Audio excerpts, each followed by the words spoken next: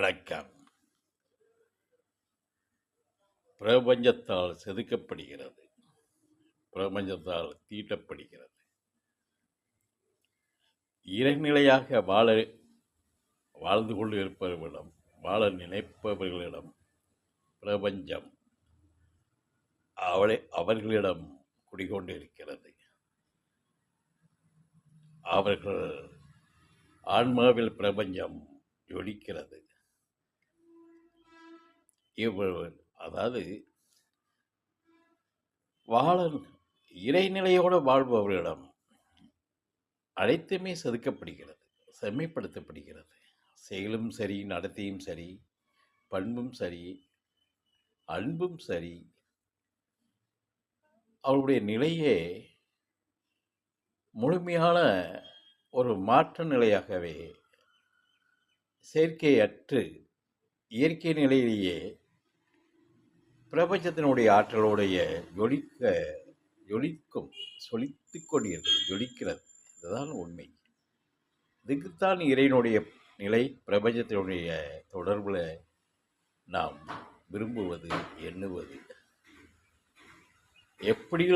எப்படியும் வாழலாம் என்பது வாழ்க்கை அல்ல.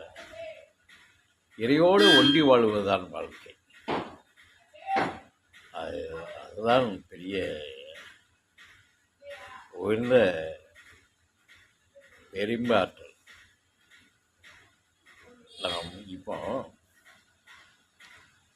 இந்த இறை நிலைகளே, இறை பிரமத்தோடு வாழும்போது நம்மளுடைய எண்ணங்களும் சரி, குரல்களும் சரி, குரல் இனிமை கிடைக்கும், எண்ணங்களிலும் இனிமை கிடைக்கும், புதுமை கிடைக்கும். நடத்தை இனிமையாக இருக்கும், நடத்தையில் எதிலையும் மாட்டிக்கொள்ளாது. அதே மாதிரியே நடந்து செல்லும் போதும் அவர்களுடைய பவ்விதம், அவருடைய நிலை ஒடுங்கி நிலையான நிலையிலேயே அவர்களுடைய நடையே இருக்கு, நட பாவனையே மாறி ஒரு அது பெரிய பண்பு. அப்படிப்பட்ட நிலைப்பாடு தான் இந்த ஞான நிலையிலேயோ மற்ற தியான நிலை, ஒரு வழிமுறை யோக நிலை எதாக இருந்தாலும் சரி, பக்தியும் இணைத்து கொள்ளலாம்.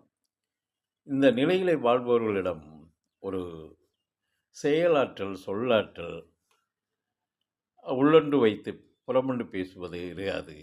அனைத்திலுமே உயர்ந்து நிற்கும். மற்ற நற்செயல்கள் அனைத்தும் உயர்ந்து பண்போடு இருக்கும். அதுதான் வேண்டும்.